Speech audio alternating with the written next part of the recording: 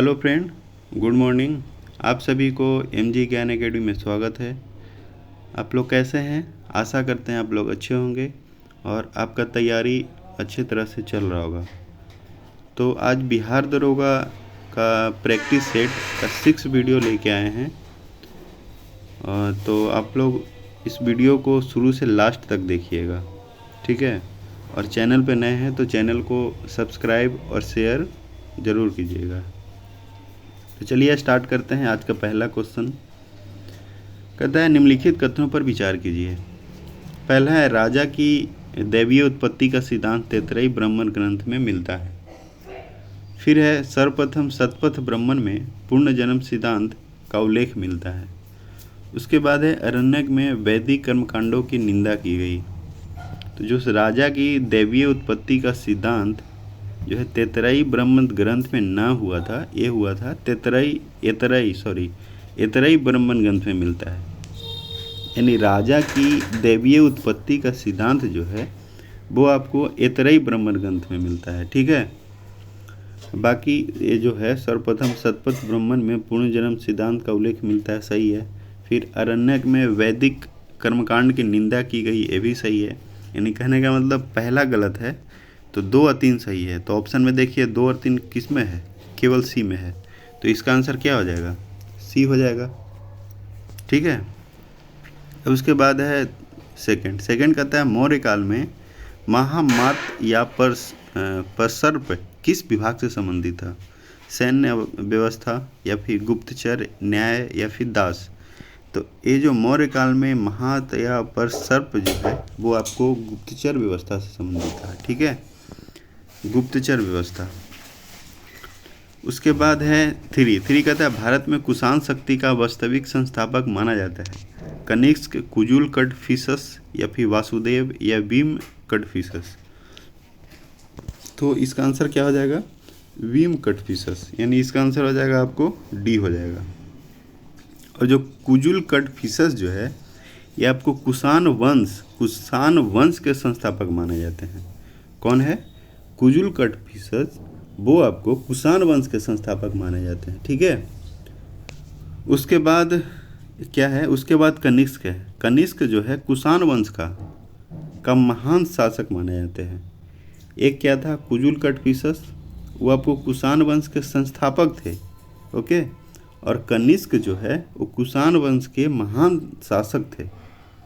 और वासुदेव, एक है वासुदेव जो है कुषाण वंश का अंतिम शासक थे। क्या थे? अंतिम शासक। उसके बाद है फोर कहता है चंद्रगुप्त द्वितीय की द्वितीय राजधानी कौन थी? उज्जैनी, मथुरा, पाटलिपुत्र, पेशावर? जो चंद्रगुप्त द्वितीय की द्वितीय राजधानी थी वो आपको उज्जैनी थी। यानी इसका आंसर क्या हो जाएगा? ये हो जाएगा। और जो गुप्त काल में मथुरा, क्या बोलते हैं उसको, मथुरा सूती वस्त्रों का जैसे गुप्त काल में क्या है? गुप्त काल में मथुरा सूती वस्त्रों का प्रमुख केंद्र था, ठीक है। और जो चंद्रगुप्त द्वितीय की पहली राजधानी जो है वो आपको कहाँ था? चंद्रगुप्त द्वितीय की पहली राजधानी वो आपको पाटलिपुत्र है और दूसरी राजधानी कहाँ बताए? उज्जैनी। यानी पहला राजधानी कहाँ है? पाटलिपुत्र। अब उसके बाद है 5 कहता है कि कल्हन हर्ष का आश्रित कवि था। निम्नलिखित में से हर्ष का संबंध है कारकोट वंश या लोहार वंश या फिर उत्पल वंश, ठीक है, या इनमें से कोई नहीं? तो इसका आंसर क्या हो जाएगा? कारकोट वंश, लोहार वंश। यानी इसका आंसर हो जाएगा आपको लोहार वंश, यानी बी हो जाएगा। उसके बाद है 6 क्या कहता है कि सल्तनत काल में एकता प्रथा की शुरुआत दूसरी बार किस सुल्तान द्वारा किया गया?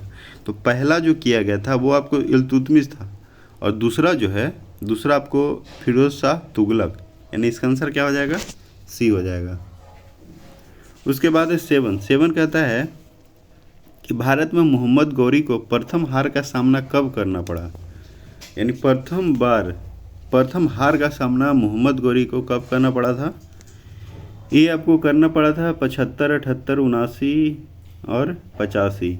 यानी 1778 में सामना करना पड़ा था, ठीक है। और मोहम्मद गौरी जो है वो आपको 1175 ईस्वी में भारत पर आक्रमण करने की शुरुआत की थी और मुल्तान पर आक्रमण कर इसे अपने अधीन कर लिया। यानी मोहम्मद गौरी 1175 में ही भारत पर आक्रमण करने का शुरुआत कर दिया था, है ना। और मुल्तान पर आक्रमण कर मैंने अधीन कर लिया, कहने का मतलब कि उसको अपना बना लिया, है ना। और उसके बाद है 8 कहता है कि खामनौर का युद्ध कब हुआ था। खामनौर 1576, 1579, 1583 या 1605। तो जो खामनौर का युद्ध जो है वो आपको 1576 में हुआ था। कब हुआ था? 1576। उसके बाद है 9 कहता है कि निम्नलिखित में से कांग्रेस द्वारा किसकी अध्यक्षता में भारत छोड़ो प्रस्ताव पारित किया गया। महात्मा गांधी, जवाहरलाल नेहरू, है ना, अब्दुल कलाम आज़ाद, और क्या है उसके बाद है सरदार वल्लभ भाई पटेल। यानी कहने का मतलब कांग्रेस द्वारा किसकी अध्यक्षता में भारत छोड़ो प्रस्ताव, वो आपको अब्दुल कलाम आज़ाद। यानी इसका आंसर क्या हो जाएगा? इसका आंसर हो जाएगा आपको सी हो जाएगा। अब चलते हैं 10 क्या कहता है? 10 कहता है निम्नलिखित में से कौन गडकरी विद्रोह के नेतृत्व करता थे। यानी गडकरी विद्रोह के नेतृत्वकर्ता कौन थे? चक्र बिसोई, दाजी कृष्ण पंडित या बुद्धो भगत या गोमधर कुंवर। तो इसका आंसर हो जाएगा दाजी कृष्ण पंडित। ठीक है। हाँ, उसके बाद है 11 कहता है वर्धा शिक्षा योजना 1937 के प्रारूप करता थे जाकिर हुसैन, महात्मा गांधी, तेज बहादुर सप्रू या इनमें से कोई नहीं। तो वर्धा शिक्षा योजना 37 के प्राप्तकर्ता कौन थे? जाकिर हुसैन। कौन थे? जाकिर हुसैन।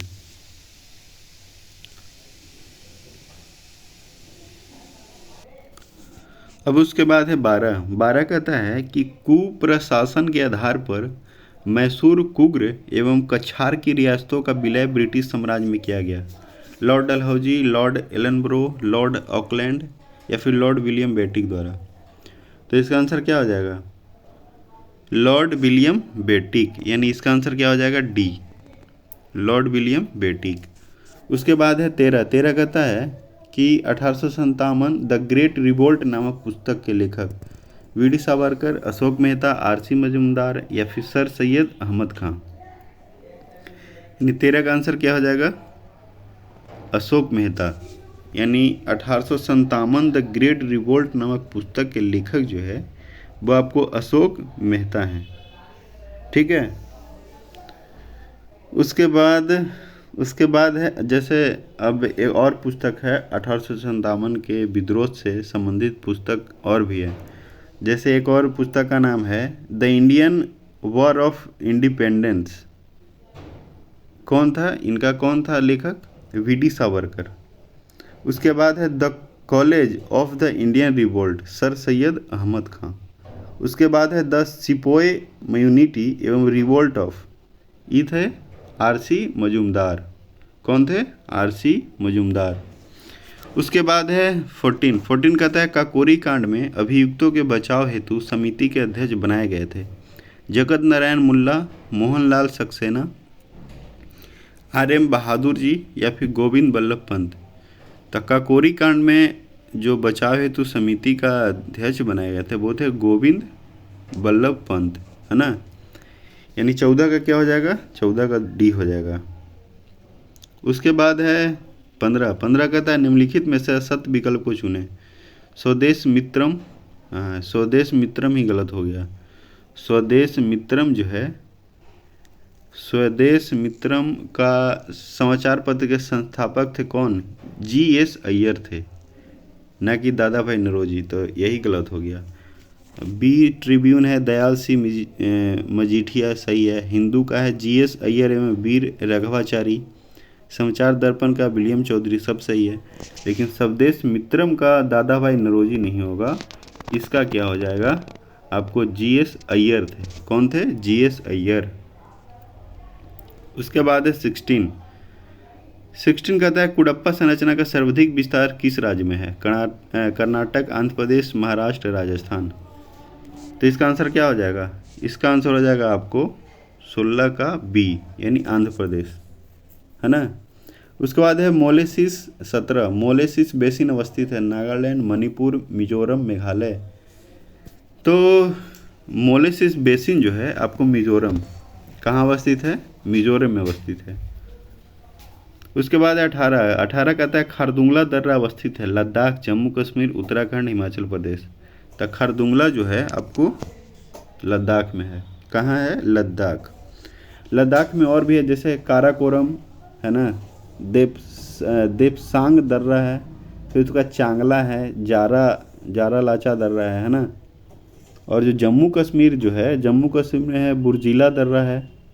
और उत्तराखंड में क्या है? उत्तराखंड में माना है, नीति है, लिपू लेक है, ये सब क्या है उत्तराखंड में। उसके बाद है 19 कहता है निम्नलिखित में से कौन सा विकल्प असत्य है? झील है, राज्य है। एक तरफ झील दिया और एक तरफ राज्य है ना। नारायण सरोवर गुजरात, पाला मिजोरम, ककरिया असम, उमयम मेघालय। तो इसका क्या हो जाएगा? कौन सा असत्य यानी कौन सा गलत है? तो नारायण सरोवर गुजरात सही है, पाला मिजोरम भी सही है, ककरिया असम में नहीं होगा। ककरिया कहाँ है? ये आपको गुजरात नहीं है, यानी ककरिया जो है वो आपको गलत है। ककरिया कहाँ है? असम, सॉरी गुजरात। कहाँ है? गुजरात, गुजरात, है ना। उसके बाद है 20 कहता है कि कोपेन के जलवायु वर्गीकरण का आधार क्या है? दाब एवं ताप, आर्द्रता एवं वर्षा, या फिर वर्षा एवं ठंड, या फिर वर्षा एवं तापमान। तो इसका आंसर क्या हो जाएगा? इसका आंसर हो जाएगा आपको कोपेन के जलवायु वर्गीकरण, वर्षा एवं तापमान, यानी डी हो जाएगा। उसके बाद है निम्नलिखित में से किस वृक्ष को पारिस्थितिकी का आतंकवादी? सिनकोना, यूकेलिप्टस, पेटल, या फिर लैरेल। तो वृक्ष की पारिस्थितिकी का आतंकवादी जो है यूकेलिप्टस को बोला जाता है, ठीक है। किसको बोला जाता है? यूकेलिप्टस। यूकेलिप्टस। भारत फिर 22 कहता है कि भारत में सर्वाधिक सिंचाई की जाती है लघु सिंचाई, मध्यम सिंचाई, बृहद सिंचाई, या फिर इनमें से सभी। तो भारत में सर्वाधिक सिंचाई जो है लघु सिंचाई योजना है। कौन सा है? लघु सिंचाई योजना। उसके बाद 23 है। 23 कहता है सर्वाधिक ग्रामीण जनसंख्या प्रतिशत वाला राज्य निम्न में से कौन है? तो सर्वाधिक जो है ग्रामीण जनसंख्या प्रतिशत वाला राज्य कौन कौन है? ऑप्शन बिहार, हिमाचल, असम, उड़ीसा। तो जो सर्वाधिक क्या था क्वेश्चन? सर्वाधिक ग्रामीण जनसंख्या प्रतिशत वाला राज्य वो आपको है हिमाचल प्रदेश। कौन सा है? हिमाचल प्रदेश, यानी बी आंसर हो जाएगा। उसके बाद है 24 क्या कहता है कि वंसदा राष्ट्रीय उद्यान किस राज्य में है? वंसदा राष्ट्रीय उद्यान किस राज्य में है? राजस्थान, पश्चिम बंगाल, महाराष्ट्र और गुजरात। तो वंसदा जो है आपको गुजरात में है। कहाँ है? गुजरात में। उसके बाद है 25 कहता है लाखर जनजाति किस राज्य में निवास करते हैं? मेघालय, नागालैंड, मिजोरम, त्रिपुरा। तो लाखर जनजाति कहाँ है? मिजोरम में है। मिजोरम क्या है? अच्छा मिजोरम जो है आप बताइए कि कर्क रेखा जो है मिजोरम से गुजरता है कि नहीं गुजरता है? तो कर्क रेखा जो है मिजोरम से गुजरता है, यानी कर्क रेखा में कितना राज्य है? कर्क रेखा से कितना राज्य गुजरता है? तो आपको 8 राज्य है, जैसे गुजरात, राजस्थान, एमपी, छत्तीसगढ़, है ना। फिर है उसके बाद पश्चिम बंगाल, त्रिपुरा, मिजोरम। तो मिजोरम गुजरा ना। तो लाखर जनजाति किस राज्य में है? वो आपको है मिजोरम में। अब मिजोरम जो है कर्क रेखा से भी गुजरता है, तो अभी आप याद रखिएगा। उसके बाद है 26 कहता है कि गणगौर लोक नृत्य का संबंध किस राज्य से है? राजस्थान, महाराष्ट्र, मेघालय, छत्तीसगढ़। यानी गणगौर लोक नृत्य किससे है? आपको राजस्थान से है। राजस्थान, ठीक है। राजस्थान जो भारत का माने क्षेत्रफल की दृष्टि से सबसे बड़ा राज्य कौन है? राजस्थान ही है। क्षेत्रफल यानी एरिया वाइज सबसे बड़ा राज्य कौन सा है? राजस्थान ही है, ठीक है। और पूरा वर्ल्ड में क्षेत्रफल के दृष्टि से इंडिया का स्थान, माने क्षेत्रफल की दृष्टि से जो देश है बड़ा में, वो आपको कौन है? इंडिया है 7वां स्थान पे। 7वां स्थान पे इंडिया है और सबसे पहला कौन है? रूस है, ठीक है। तो आप इस सब क्वेश्चन को भी याद रखिएगा। उसके बाद है आपको 27। 27 क्या कहता है कि सुरमा घाटी तेल क्षेत्र अवस्थित है, गुजरात, महाराष्ट्र, राजस्थान या फिर असम। तो सुरमा घाटी आपको कहाँ है? असम में है। असम का, जैसे सुरमा घाटी तेल क्षेत्र असम में है, और असम में अब बहुत सारा प्रमुख तेल क्षेत्र है, जैसे डिगबोई है, नाहर कटिया है, या फिर सुरमा तो बता ही दिए, यानी डिगबोई, नाहर कटिया। उसके बाद गुजरात में है। गुजरात में कौन कौन सा है? अंकलेश्वर है, खंबात है, या फिर कलोल, है ना। और क्या है? महाराष्ट्र है। महाराष्ट्र में है मुंबई हाई, बसीन या फिर पन्ना। उसके बाद राजस्थान। राजस्थान में क्या है? बाड़मेर है, जैसलमेर और बीकानेर। ये सब जो है तेल क्षेत्र, मतलब कि तेल क्षेत्र है, यानी कहने का मतलब वहाँ से तेल निकलता है। ये सब घाटी है, वहाँ से तेल निकलता है, ठीक है। उसके बाद है 28। 28 कहता है 28 चुटक परियोजना किस नदी पर है? चुटक परियोजना रामगंगा, सूरी, रावी, संख। तो ये आपको चुटक परियोजना जो है आपको सूरी नदी का है। कहाँ है? सूरी नदी। उसके बाद है 29। 29 कहता है कि पर्वत निर्माण के विभिन्न सिद्धांत के संदर्भ में निम्नलिखित में से कौन सा विकल्प सत्य है, यानी कौन सा गलत है? पहला सिद्धांत है, फिर है भूगोलवेता, यानी पहला ये क्या है? संवहन तरंग, होम्स। महाद्वीपीय फिसलन, डेली। महाद्वीपीय विस्थापन, जोली, या फिर तापीय संकुचन, ये जेफ्रीज, है ना। तो जो असत्य है वो आपको क्या है? महाद्वीपीय विस्थापन जोली। महाद्वीपीय विस्थापन जोली जो है असत्य है। यानी कहने का मतलब कि महाद्वीपीय विस्थापन सिद्धांत जो है वो आपको कौन थे? वेगनर। भूगोलवेता कौन है? वेगनर, है ना। और रेडियो एक्टिविटी सिद्धांत वो आपको जोली है। यानी कहने का मतलब कि जोली का कौन है? रेडियो एक्टिविटी सिद्धांत का थे, रेडियो एक्टिविटी सिद्धांत का, ना कि महाद्वीपीय विस्थापन का। और महाद्वीपीय विस्थापन सिद्धांत का कौन है? वेगनर। वेगनर याद रखिएगा, क्या है? वेगनर। वेगनर यानी वेगनर, है ना। उसके बाद है 30। 30 कहता है कि मोजाम्बिक जलधारा किस महासागर की है? हिंद महासागर, प्रशांत महासागर, अटलांटिक महासागर या फिर आर्कटिक महासागर। तो जो मोजाम्बिक जलधारा जो है वो आपको हिंद महासागर में है। कहाँ है? हिंद महासागर। अच्छा, महासागर कितना है? महासागर कितना है? 5 हैं। जैसे प्रशांत महासागर हो गया, अटलांटिक महासागर हो गया, है ना। उसके बाद हिंद महासागर है, उसके बाद आर्कटिक महासागर, उसके बाद अंटार्कटिका महासागर। तो महासागर कितना है? 5 है ना। आप इसको भी याद रखिएगा।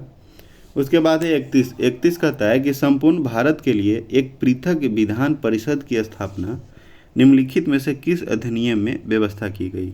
चार्टर एक्ट 1833, चार्टर एक्ट 1853, या फिर भारत शासन अधिनियम 1858, या फिर भारत शासन अधिनियम 1935। तो जो इसका आंसर क्या हो जाएगा आपको? चार्टर एक्ट 1853, है ना। उसके बाद क्या कहता है? उसके बाद कहता है, उसके बाद है 32। 32 क्या कहता है कि विधि द्वारा स्थापित प्रक्रिया को भारतीय संविधान में ग्रहण किया गया, यानी कौन देश से लिया गया? विधि द्वारा स्थापित प्रक्रिया, इंग्लैंड, सोवियत संघ, जापान। भारत शासन अधिनियम 1935। तो ये जो है आपको जापान से, कहाँ से? जापान से। उसके बाद है 33। 33 कहता है निम्न राज्यों के निर्माण का हसी आरोही क्रम है? नागालैंड, मेघालय, सिक्किम, अरुणाचल और अरुणाचल प्रदेश। तो इसका आंसर क्या हो जाएगा? हसी आरोही क्रम है नागालैंड, मेघालय, सिक्किम। हाँ, इसका आंसर हो जाएगा ए। उसके बाद है 34। 34 क्या कहता है कि निम्नलिखित में से अपने किस वाद में सुप्रीम कोर्ट ने कहा कि भारत में केवल प्राकृतिक व्यक्ति को ही नागरिकता दी जाएगी, विधिक व्यक्तियों को नहीं। यूनियन ऑफ इंडिया बनाम मदन गोपाल 1957, बेरूवाड़ी यूनियन वाद 1960, या फिर गोलनाथ बनाम पंजाब राज 1967, या state trading corporation of India limited बनाम कॉमर्शियल टेक्स्ट ऑफिसर वाद 1963। यानी 34 का क्या हो जाएगा आपको? 34 का आपको हो जाएगा डी। उसके बाद है 35 कहता है परमादेश रीट किसके खिलाफ जारी नहीं हो सकती है? निजी व्यक्ति, राज्यपाल, राष्ट्रपति, या इनमें से सभी। तो परमादेश जो है वो आपको न तो निजी व्यक्ति, न राज्यपाल, न राष्ट्रपति, यानी इनमें से सभी, यानी किसी पे भी परमादेश लागू नहीं हो सकता है ना। उसके बाद है 36 कहता है कि भारत के संविधान में जमींदारी उन्मूलन का उल्लेख कहाँ है? उद्देशिका में है या फिर नीति निर्देशक तत्व? कहाँ गया नीति निर्देशक? कहाँ? 36 है ऑप्शन, हाँ दूसरा है राज्य के नीति निर्देशक तत्व, फिर है मूल कर्तव्य या फिर मूल अधिकार। तो इसका आंसर क्या हो जाएगा आपको? इसका आंसर हो जाएगा आपको राज्य के नीति निर्देशक तत्व। फिर है 37 कहता है कि उपराष्ट्रपति के चुनाव में प्रस्तावक और अनुमोदक होते हैं 50-50 या फिर 50-30 या 20-20 या फिर 20-50। तो उपराष्ट्रपति के चुनाव में प्रस्तावक और अनुमोदक जो है वो आपको 20-20 है ना। उसके बाद है 38 कहता है जो 50-50 है वो आपको राष्ट्रपति चुनाव के लिए है। राष्ट्रपति चुनाव के लिए प्रस्तावक और अनुमोदक जो है 50-50 है। कहने का मतलब जैसे प्रस्तावक और अनुमोदक जो है, प्रस्तावक अनुमोदक का मतलब क्या हुआ? इसका मतलब हुआ अलग अलग व्यक्ति का होता है, यानी अलग अलग व्यक्ति होता है ना। उसके बाद है 38 कहता है कि नियंत्रक एवं महालेखा परीक्षक की रिपोर्ट को संसद के समक्ष रखता है। कौन रखता है? लोक लेखा समिति, लोकसभा अध्यक्ष, प्रधानमंत्री, राष्ट्रपति। 38 का क्या हो जाएगा आपको? नियंत्रक एवं महालेखा परीक्षक की रिपोर्ट को संसद के समक्ष कौन रखता है? राष्ट्रपति रखता है, यानी डी हो जाएगा आंसर। उसके बाद है संसद को स्थगित करने का अधिकार है राष्ट्रपति के पास, प्रधानमंत्री के पास, पीठासीन अधिकारी के पास, या फिर नन ऑफ दीज। तो संसद को स्थगित करने का अधिकार जो है पीठासीन अधिकारी के पास है। किसके पास है? पीठासीन अधिकारी। अब उसके बाद है 40 कहता है कि अनुच्छेद 287 राज्य विधानमंडल को शक्ति प्रदान करता है विद्युत की बिक्री तथा उपभोग पर कर लगाने की, समाचार पत्रों की बिक्री पर कर यानी टैक्स, व्यापार आजीविकों तथा नियोजन पर कर, या फिर इनमें से कोई नहीं। तो इसका आंसर हो जाएगा आपको विद्युत की बिक्री तथा उपभोग पर कर लगाने की, यानी 40 का ये हो जाएगा। और जो क्या बोलते हैं, एक और क्या है? समाचार पत्र की बिक्री। तो समाचार पत्र की बिक्री पर जो टैक्स है वो आपको आर्टिकल 286 क्या बोलते हैं 286 में कहा गया है। और व्यापार आजीविकों तथा नियोजन पर कर जो है वो आपको आर्टिकल 276 और 286 क्या बताए? समाचार पत्रों की बिक्री पर, समाचार पत्र की बिक्री पर 286 और व्यापार आजीविकों तथा नियोजन पर 276। हाँ सही है, 276। अब उसके बाद है 41 कहता है कि निम्नलिखित में से कौन सी भाषा संविधान की 8वीं अनुसूची में नहीं है? गुजराती, कश्मीरी, राजस्थानी, डोगरी। तो कौन सी भाषा नहीं है? 8वीं अनुसूची में कितना टोटल भाषा कितना है? वो आपको है 22 भाषा है। जो जिसमें नहीं है वो है आपको राजस्थानी। उसके बाद है 42 क्या कहता है कि राष्ट्रपति शासन पहली बार में कितनी अवधि का होता है? कितनी अवधि का होता है? राष्ट्रपति शासन पहली बार में कितनी अवधि का होता है? 1 माह, 2 माह, 6 माह, या फिर 12 माह? ये आपको हो जाएगा 2 माह। कितना माह? 2 माह का होता है ना। अब उसके बाद है 43 कहता है किस संविधान संशोधन के तहत महिलाओं को ग्राम पंचायत में 30% स्थान जो आरक्षित किया गया। 70, 71, 73 एवं 74। तो इसका आंसर क्या हो जाएगा? 73, यानी 73वें संविधान संशोधन से महिलाओं को ग्राम पंचायत में 30% आरक्षण दिया गया। उसके बाद है 44 कहता है कि निम्नलिखित में से कौन सा संवैधानिक निकाय नहीं है? केंद्रीय प्रशासनिक अधिकरण, राष्ट्रीय मानवाधिकार आयोग या राष्ट्रीय महिला आयोग या फिर राष्ट्रीय अल्पसंख्यक आयोग। तो इसका आंसर क्या हो जाएगा आपको? संवैधानिक निकाय नहीं है, यानी कौन है? केंद्रीय प्रशासनिक अधिकरण। उसके बाद है 45 कहता है कि राज्य विधान परिषद में राज्यपाल द्वारा साहित्य, कला, विज्ञान एवं समाज सेवा मनोनीत होते हैं। 1/3 सदस्य, 1/12 सदस्य, 1/6 सदस्य या 1/10 सदस्य। तो इसका आंसर क्या हो जाएगा? इसका आंसर हो जाएगा आपको सी, यानी 1/6 सदस्य। और जो 1/10 सदस्य है वो आपको विधान परिषद का कोरम है ना। और 1/3 जो है वो विधान परिषद का जो एक विधान परिषद का विधान सदस्य द्वारा चुने जाते हैं, है ना। यानी विधान परिषद का 1/3 सदस्य विधान सदस्य द्वारा चुने जाते हैं। उसके बाद है 46 कहता है कि जब लिफ्ट एक समान वेग से ऊपर या नीचे जाए तो व्यक्ति का भार में क्या परिवर्तन होगा? बढ़ेगा, घटेगा, पहले बढ़ेगा फिर घटेगा या फिर अपरिवर्तित होगा? तो इसका आंसर हो जाएगा आपको अपरिवर्तित रहेगा। उसके बाद है 47 कहता है कि प्रत्यास्था सीमा के अंदर किसी वस्तु में उत्पन्न विकृति उस पर लगाए गए प्रतिबल के समानुपाती होता है। यह नियम किसका है?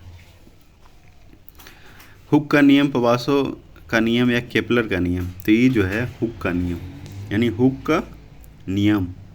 उसके बाद है 48 कहता है कि तरल पदार्थों का अपेक्षिक घनत्व मापा जाता है। हाइग्रोमीटर, हाइड्रोमीटर या बैरोमीटर? तरल पदार्थ का अपेक्षिक घनत्व जो है हाइड्रोमीटर से मापा जाता है। 49 कहता है ध्वनि पर ताप का क्या प्रभाव पड़ता है? चाल घटती है, चाल अपवर्तित रहता है ना, या फिर चाल जो है पहले बढ़ती है और फिर घटती है, या फिर चाल बढ़ जाती है? तो इसका आंसर क्या हो जाएगा? इसका आंसर हो जाएगा आपको चाल बढ़ जाती है, चाल बढ़ जाती है, यानी डी। उसके बाद है 50 कहता है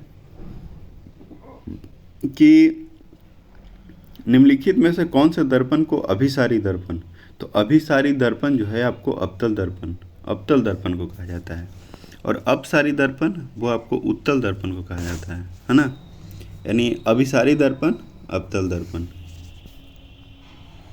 उसके बाद एक कामन कहता है चंद्रग्रहण घटित होता है अमावस्या के दिन, पूर्णिमा के दिन, अर्ध चंद्र के दिन, है ना, या अमावस्या एवं पूर्णिमा के दिन। तो चंद्रग्रहण जो है वो आपको पूर्णिमा के दिन घटित होता है। उसके बाद है बामन क्या कहता है? और अमावस्या के दिन क्या होता है? अमावस्या के दिन आपको सूर्य ग्रहण। कौन सा? सूर्य ग्रहण। और पूर्णिमा के दिन चंद्र ग्रहण। बामन कहता है आपस में जुड़ी दो आवेशित वस्तुओं के बीच विद्युत धारा नहीं बहती है, यदि वे होती है तो क्या होगा? अब समान आवेश पर समान धारिता, समान विभव या समान प्रतिरोध। तो आपस में जुड़ी दो आवेशित वस्तु के बीच विद्युत धारा जो है समान विभव। कौन सा है? समान विभव, यानी सी हो जाएगा आंसर इसका। 53 कहता है मोटर कार में शीतलन तंत्र किस सिद्धांत पर कार्य करता है? मोटर कार में शीतलन तंत्र किस सिद्धांत पर कार्य करता है? तो इसका आंसर क्या हो जाएगा? इसका आंसर हो जाएगा आपको केवल संवहन। क्या हो जाएगा? केवल संवहन। अब उसके बाद है 53 कहता है कि मोटर कार में शीतलन तंत्र किस सिद्धांत पर कार्य करता है? केवल चालन, केवल संवहन, केवल विकिरण या चालन एवं विकिरण? तो ये आपको है केवल संवहन, यानी इसका आंसर क्या हो जाएगा आपको? इसका आंसर हो जाएगा आपको बी, यानी केवल संवहन, है ना। उसके बाद है 54 यानी 54 कहता है रेफ्रिजरेटर किस सिद्धांत पर आधारित है? ऊष्मागतिकी, प्रकाशिकी या फिर बर्नौली प्रमेय या फिर द्रव गतिकी। तो रेफ्रिजरेटर जो है सिद्धांत पर जो काम करता हुआ है ऊष्मागतिकी, है ना, यानी 54 का ए। जैसे रेफ्रिजरेटर और उसके बाद और भी है, जैसे ऊष्मा इंजन है या फिर एसी है, ये सब ऊष्मागतिकी के आधार पे ही कार्य करता है ना। और जो प्रकाशिकी के अनुसार जो है वो आपको कौन सा है? सौर ऊर्जा। और उसके बाद क्या है? उसके बाद है जैसे बर्नौली प्रमेय है। तो बर्नौली प्रमेय पे कौन है? वायुयान हो गया, जलयान या फिर पनडुब्बी।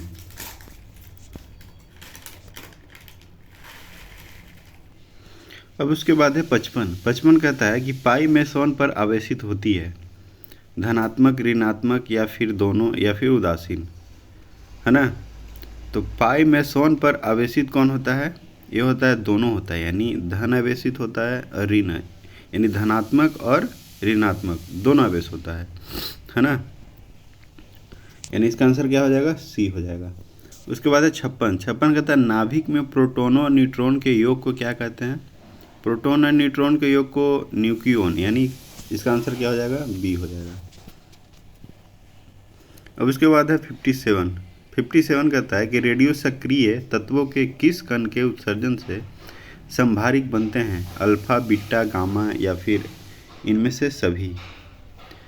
तो जो रेडियो सक्रिय तत्वों से जो कण बनता है वो आपको हो जाएगा बीटा। क्या हो जाएगा? बीटा। उसके बाद है 58 कहता है कि निम्नलिखित में से कौन सा पदार्थ ऑक्सीकारक एवं अवकारक दोनों तरह का व्यवहार करता है? यानी नाइट्रिक अम्ल, सल्फर डाइऑक्साइड या फिर स्टेनस क्लोराइड या फिर नाइट्रस अम्ल, है ना। तो जो ऑक्सीकारक एवं अवकारक दोनों तरह का व्यवहार करता है वो आपको नाइट्रस अम्ल है, यानी HNO2। HN क्या है? O2, यानी इसका आंसर क्या हो जाएगा? डी हो जाएगा। और जो HNO3 जो नाइट्रिक अम्ल है ये आपको केवल ऑक्सीकारक पदार्थ है। कौन सा पदार्थ है? केवल ऑक्सीकारक है। और SO2 जो है केवल अवकारक है। एक SO2 है और फिर SnCl2 ये क्या है? केवल अवकारक है। यानी क्या बताए? जैसे HNO3 क्या था? और केवल ऑक्सीकारक है, और SO2 और SnCl2 ये जो है अवकारक है। और जो दोनों जो है क्या है? नाइट्रस अम्ल, यानी HNO3। उसके बाद 59 कहता है कि क्षार में मिथाइल ऑरेंज को किस रंग में परिवर्तित करता है? नीला, पीला, गुलाबी, लाल। तो इसका आंसर क्या हो जाएगा? इसका आंसर हो जाएगा आपको पीला, यानी 59 का बी, है ना।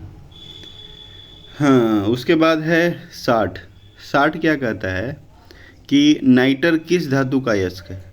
नाइटर स्ट्रोंशियम, मैग्नीशियम, पोटेशियम, यानी नाइटर जो है आपको ये आपको हो जाएगा पोटेशियम। पोटेशियम का क्या है? पोटेशियम का अयस्क है। उसके बाद है 61 कहता है कि हीरा की संरचना होती है, यानी हीरा की संरचना कैसी होती है? षष्ठकोणीय, समचतुष्फलकीय, कार्बोनेडो या फिर इनमें से कोई नहीं। तो जो हीरा की संरचना जो है ये आपको क्या हो जाएगा? ये आपको हो जाएगा समचतुष्फलकीय, यानी बी, है ना। और ग्रेफाइट की संरचना क्या होता है? षष्ठकोणीय किसका हुआ? ग्रेफाइट का। और कार्बोनेडो को क्या कहा जाता है? काला हीरा को कार्बोनेडो कहा जाता है, यानी काला हीरा को क्या कहा? कार्बोनेडो। 62 है निम्नलिखित में से कौन सी सल्फर प्राप्ति की विधि है? लेड कक्ष विधि, संपर्क विधि या परम्यूटिट विधि या फिर फ्रॉन्स विधि। तो 62 का क्या हो जाएगा? सल्फर प्राप्ति की विधि है फ्रॉन्स विधि। कौन सा विधि है? फ्रॉन्स विधि, यानी डी। जीवन शक्ति के सिद्धांत के प्रतिपादक कौन थे? वोहलर, कोल्बे, बर्जीलियस या बर्थेलोट। यानी 63 का क्या हो जाएगा, 63 का आपको हो जाएगा जीवन शक्ति के सिद्धांत के प्रतिपादक है बर्जीलियस। कौन सा है, बर्जीलियस, है ना। और जो बर्थेलेटो जो है वो मीथेन का संश्लेषण किया था, मीथेन, है ना, मीथेन का। अब उसके बाद है कौन सा है, 64। 64 क्या कहता है कि निम्नलिखित में से सत्य यानी गलत विकल्प कौन सा है, कार्बनिक यौगिक, फिर एक तरफ है कार्बनिक यौगिक और फिर क्रियाशील समूह। पहला ईथर यानी सिंगल बॉन्ड O, कीटोन का है C डबल बॉन्ड O, है ना। एमाइड का है सिंगल बॉन्ड NH2, विनाइल का है CH2 डबल बॉन्ड CH, है ना। तो 64 का जो गलत है वो क्या हो जाएगा, वो आपको हो जाएगा एमाइड, है ना, एमाइड हो जाएगा। बाकी सब सही है, ईथर सही है, कीटोन विनाइल सब सही है। बाकी एमाइड सिंगल बॉन्ड NH2 नहीं होगे, ये होता है सिंगल बॉन्ड CONH2 होता है ना। NH2 नहीं होता है, सिंगल बॉन्ड CONH2 होता है। और एमीन, एक एमीन है, एमीन का क्या होता है, एमीन का होता है सिंगल बॉन्ड NH2। यानी जो दिया हुआ है amide NH2 single bond NH2 वो किसका होता है, एमीन का होता है। और एमाइड का क्या होता है, सिंगल बॉन्ड CONH2 होता है ना। उसके बाद है 65 कहता है निम्नलिखित में से कौन सा एंटीसेप्टिक नहीं है, आयोडीन, एस्पिरिन, फिनॉल, फार्मेल्डिहाइड। तो 65 का क्या हो जाएगा, 65 का हो जाएगा आपको हो जाएगा एस्पिरिन। उसके बाद है निम्नलिखित में से 66 निम्नलिखित में से कौन सा विकल्प असत्य है। यानी एक तरफ जीव है, एक तरफ वैज्ञानिक नाम है। पहला है गाय का बोस इंडिकेट सही है। मक्खी का मस्का डोमेस्टिका, ये भी सही है। फिर है बिल्ली का क्या हो जाएगा, बिल्ली का है फेलिस फैमिलियरिस। तो बिल्ली का फेलिस फैमिलियरिस नहीं होता है, इसका होता है फेलिस डोमेस्टिका, है ना। क्या होता है, फेलिस डोमेस्टिका। तो गलत तो यही हो गया। उसके बाद मेढक है राना ट्रिगिना, ये सही है। तो यानी गलत कौन सा हो जाएगा, C। उसके बाद है 67 क्या कहता है, सूक्ष्मतम कोशिका माइकोप्लाज्मा की है, यह है जीवाणु, विषाणु, कवक, शैवाल। तो इसका आंसर क्या हो जाएगा, इसका आंसर हो जाएगा आपको जीवाणु। यानी 67 का क्या होगा, 67 का A हो जाएगा। फिर 68 निम्नलिखित में से कौन सा मोनेरा जगत का भाग नहीं है, साइनोबैक्टीरिया, आर्कीबैक्टीरिया, कवक या फिर जीवाणु। तो जो भाग नहीं है वो आपको कौन सा हो जाएगा, वो होगा कवक, यानी 68 का C, है ना। और फिर मोनेरा जगत का अगर पूछा जाए कि मोनेरा जगत का कितना भाग है, तो इसका भाग है 4। कौन कौन है इसमें, जीवाणु तो है, जीवाणु हो जाएगा। फिर आर्कीबैक्टीरिया है ना। उसके बाद साइनोबैक्टीरिया है, ये है। उसके बाद एक और है एक्टिनोपाइसिटीज, यानी एक्टिनोपाइसिटीज जो है मोनेरा जगत का भाग है। यानी 4 को कौन कौन बताए, ये 3 तो दिया हुआ है, एक और जो एक्स्ट्रा में बताया वो है एक्टिनोपाइसिटीज। कौन सा है, एक्टिनोपाइसिटीज, है ना।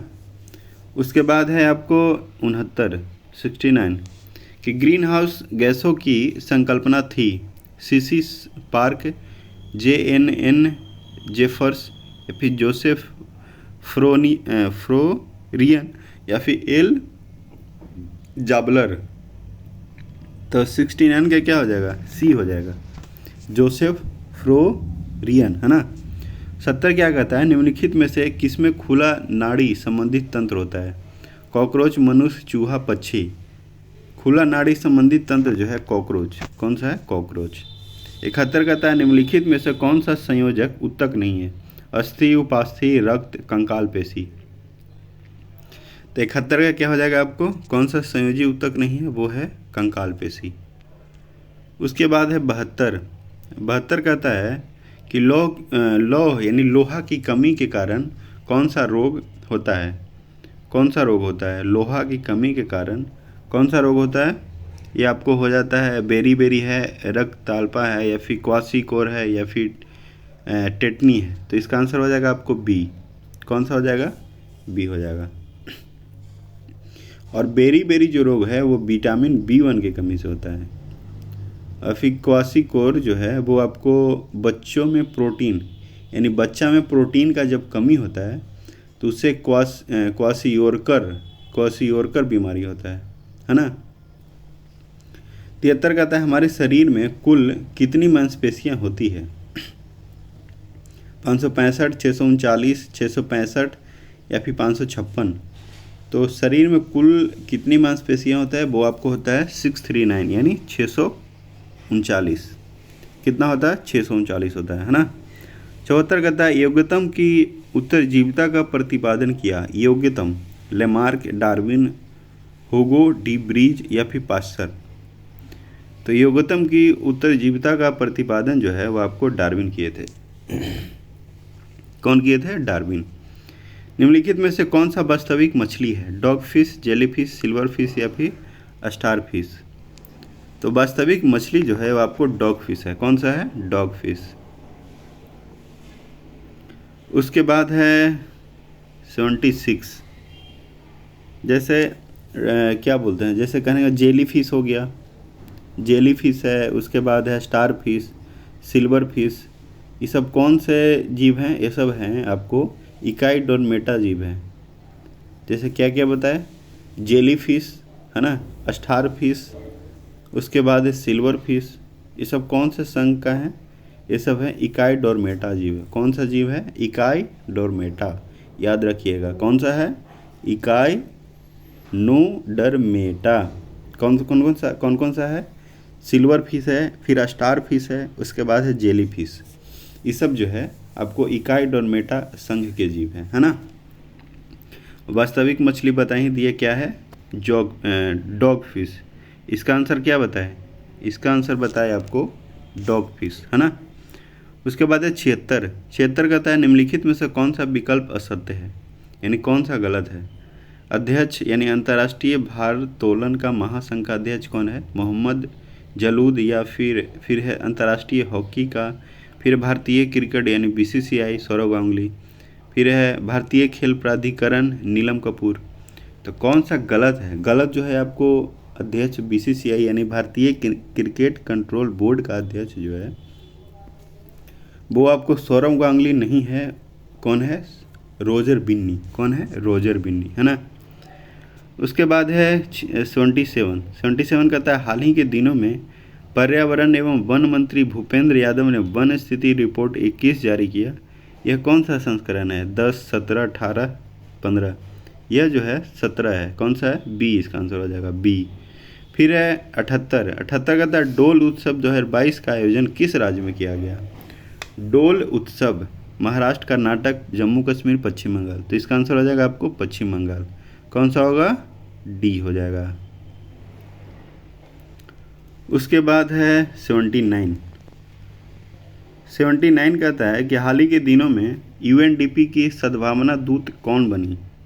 UNDP की सद्भावना दूत सौम्या स्वामीनाथन या फिर पद्मा लक्ष्मी या फिर अनीता भाटिया या फिर अंशुला कांत, है ना। तो जो UNDP की सद्भावना दूत बनी है वो आपको कौन बनी है? पद्मना लक्ष्मी, यानी इसका आंसर क्या हो जाएगा? B हो जाएगा। और जो सौम्या स्वामीनाथन जो है वो आपको कौन है? WHO की मुख्य वैज्ञानिक हैं। और जो अंशुला कांत हैं वो विश्व बैंक की CFO यानी वर्ल्ड बैंक का CEO है। क्या है? CFO, सॉरी, वर्ल्ड बैंक का CFO कौन है? अंशुला कांत। और वर्ल्ड बैंक का हेडक्वार्टर कहाँ है? Washington DC। और एक है ऑप्शन क्या है? अनीता भाटिया जो है वो आपको UN यानी UN वुमेन की उप कार्यकारी अध्यक्ष हैं। यानी UN का मतलब क्या है? यूनाइटेड नेशन यानी संयुक्त राष्ट्र का क्या है? उप कार्यकारी अध्यक्ष बने हैं अनीता भाटिया। उसके बाद है 80 कहता है कि 48वां G7 शिखर सम्मेलन की अध्यक्षता की गई जापान, ब्रिटेन, भारत या फिर जर्मनी। तो जो 48वां G7 शिखर सम्मेलन की अध्यक्षता जो है वो आपको जर्मनी के द्वारा किया गया। और 47वां किसका था? 47वां शिखर सम्मेलन जो है वो किसके द्वारा किया गया था? वो आपको यूके यानी यूनाइटेड किंगडम, यानी 2021 में जो 47वां G7 सम्मेलन हुआ था वो यूके में हुआ था। और एक और जैसे 49वां पूछेगा कि 49वां G7 शिखर सम्मेलन जो है कहाँ होगा, तो ये होगा आपको जापान में। कहाँ होगा? जापान में होगा। 47 क्या बताया? 47 जो 2021 में हुआ था G7 वो हुआ था यूके, यानी 47वां कहाँ हुआ था? यूके में हुआ। 48 कहाँ हुआ? 48 जो हुआ जर्मनी में हुआ, जो 2022 वाला था। 49 कहाँ हो, यानी 2023 में कहाँ होगा? वो होगा आपको कहाँ हो जाएगा? जापान में हो जाएगा। क्या होगा? जापान, है ना। उसके बाद है 81। 81 कहता है हाल ही के दिनों में भारत का पहला यूरो ग्रीन बॉन्ड कौन सी कंपनी द्वारा जारी किया गया? पावर फाइनेंस कॉरपोरेशन लिमिटेड, या फिर नेशनल थर्मल पावर कॉरपोरेशन, या फिर कोल इंडिया लिमिटेड, या फिर ग्रामीण विद्युतीकरण लिमिटेड, है ना। तो इसका आंसर क्या हो जाएगा आपको? पावर फाइनेंस कॉरपोरेशन लिमिटेड, यानी ए हो जाएगा। क्या होगा? Power finance corporation limited. उसके बाद है 82। 82 क्या कहता है कि भारत की पहली तैरती हुई मिसाइल परीक्षण रेंज का नामकरण क्या है? रेंज का नाम क्या है? INS सूरत, INS बेला, या फिर INS अन्वेष, या फिर INS ध्रुव। तो इसका आंसर क्या हो जाएगा? इसका आंसर हो जाएगा आपको INS अन्वेष, है ना। उसके बाद क्या है? उसके बाद है 83। 83 कहता है हाल ही के दिनों में कौन सा देश अपने दूसरे सैन्य उपग्रह नूर 2 का परीक्षण किया? पाकिस्तान, ईरान, दक्षिण कोरिया, इजराइल। जो नूर 2 का परीक्षण जो किया था वो आपको किया था ईरान किया था। कौन किया था? ईरान किया था। 84 कहता है हाल ही के दिनों में घटियाना द्रिवन नामक केकड़े की नई प्रजाति का खोज किस राज्य में किया गया? कर्नाटक, तमिलनाडु, केरल, उड़ीसा। ये आपको किया गया कर्नाटक। कहाँ में किया गया? कर्नाटक में, है ना। उसके बाद है 85 कहता है विश्व साहित्य शिक्षक पुरस्कार 2022 किसे प्रदान किया गया है? Angela Merkel, doctor Satish Kumar Rai, या फिर डॉक्टर स्वाति पीरामल, या प्रोफेसर अरुण कुमार झा। यानी विश्व साहित्य शिक्षक पुरस्कार जो है वो आपको प्रोफेसर अरुण कुमार झा। कौन सा है? प्रोफेसर अरुण कुमार झा। यानी 85 का क्या हो जाएगा? 85 का डी हो जाएगा, है ना। जो फ्रांस की सर्वोच्च नागरिक पुरस्कार, अच्छा फ्रांस की सर्वोच्च स्वाति कौन सा है? स्वाति पीरामल। एक है डॉक्टर स्वाति पीरामल। डॉक्टर स्वाति पीरामल को जो है फ्रांस की सर्वोच्च नागरिक पुरस्कार दिया गया था। क्या दिया गया था? फ्रांस की सर्वोच्च नागरिक पुरस्कार। उसके बाद है एक है डॉक्टर सतीश कुमार राय। इनको क्या दिनकर राष्ट्रीय सम्मान दिया गया था? दिनकर राष्ट्रीय सम्मान 2022, है ना। उसके बाद है